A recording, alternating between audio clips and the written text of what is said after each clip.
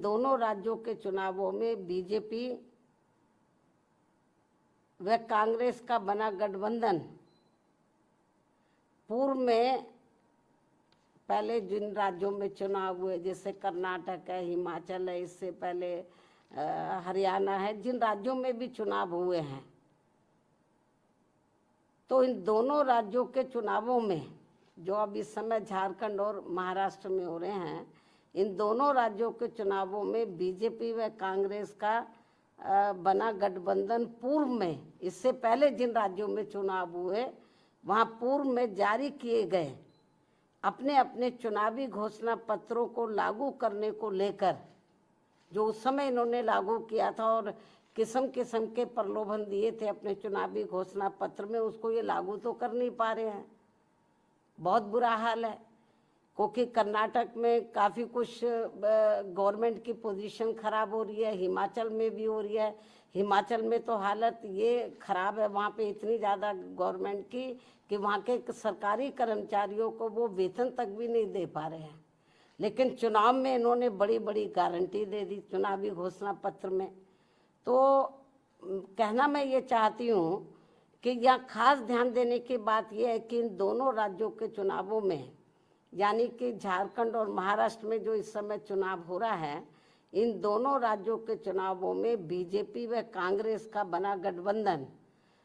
तो पूर्व में जारी किए गए, इससे पूर्व में जिन राज्यों में चुनाव हुए वहाँ जारी किए गए अपने अपने चुनावी घोषणा पत्रों को लागू करने को लेकर इस समय अभी नया चुनावी घोषणा पत्र जारी नहीं किया है। इससे पहले जिन राज्यों में चुनाव हुए वहाँ इन्होंने चुनावी घोषणा पत्र जो जारी किए, तो पूर्व में जारी किए गए अपने अपने चुनावी घोषणा पत्र को लागू करने को लेकर एक दूसरे पर काफी आरोप व प्रत्य आरोप लगा रहे हैं। जबकि इस मामले में ये सभी पार्टियां एक ही थाली के चट्टे बट्टे हैं, जिनके बहकावे में इस बार यहाँ की जनता को कतई भी नहीं आना है। और अब तो इस मामले में कर्नाटक की कांग्रेसी सरकार के खुद ही इस पार्टी के राष्ट्रीय अध्यक्ष इस मामले की पोल भी खोल रहे हैं। और इस मामले में ऐसे सभी पार्टियों पर अब जनता को कतई भी विश्वास नहीं करना है।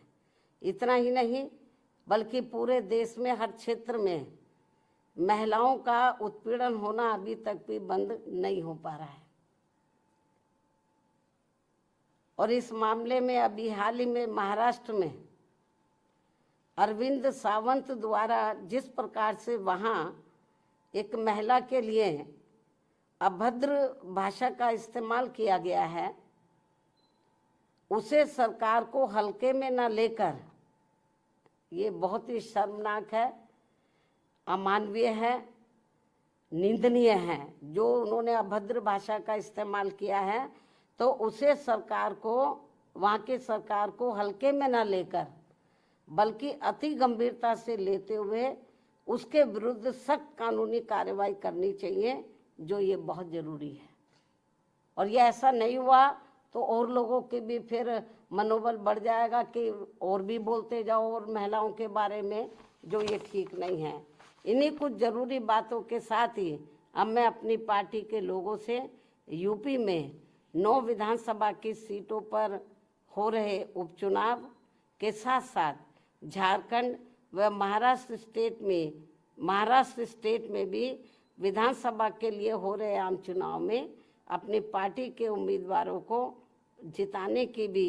पुरजोर अपील करती हूँ। अगर आप ये खबर फेसबुक पर देख रहे हैं तो वीडियो को लाइक करके पेज को फॉलो करें। इसके अलावा अगर आप इस खबर से यूट्यूब के जरिए जुड़े हैं तो चैनल को सब्सक्राइब करके बेल आइकन दबाना बिल्कुल ना भूलें। नमस्कार।